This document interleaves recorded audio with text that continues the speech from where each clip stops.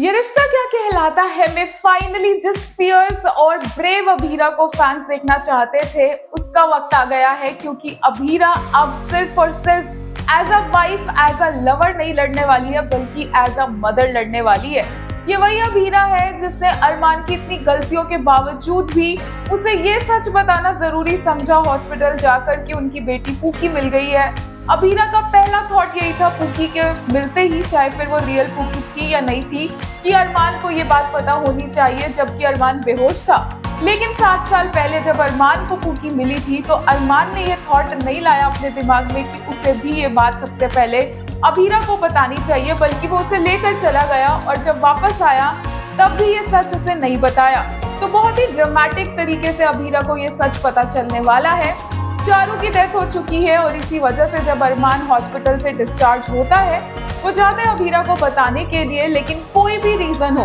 एक माँ को उसकी बेटी की सच्चाई ना बताने का कोई भी रीजन हो नहीं सकता है। और यहाँ पर भी अरमान चारू की डेथ की बात सुनकर चुपचाप माउंट आबू लौट जाता है, जबकि मायरा जब तक यहाँ पर रहती है तब तक कोशिश करती रहती है कि वो अभीरा को उसकी पूकी से, उसकी बेटी से मिलवाए, और इसीलिए नकली पूकी का राज भी मायरा ही खोलती है अंशुमन के सामने कि कैसे वो पैसों के लिए सिर्फ यहाँ पर एक्टिंग कर रही है अभीरा की बेटी होने का।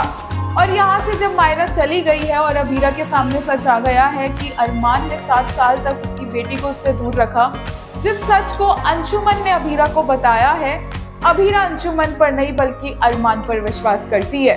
अभीरा को अरमान पर इतना विश्वास है कि अभीरा को इतना दर्द नहीं दे सकता अरमान, जबकि अरमान ने इतना कुछ गलत किया है, फिर भी वो अंशुमन की बात नहीं मानती है। लेकिन फाइनली दादी साहब बीच में आती है और वो अभीरा को बताती है कि अंशुमन सच कह रहा है, मायरा ही उसकी बेटी है।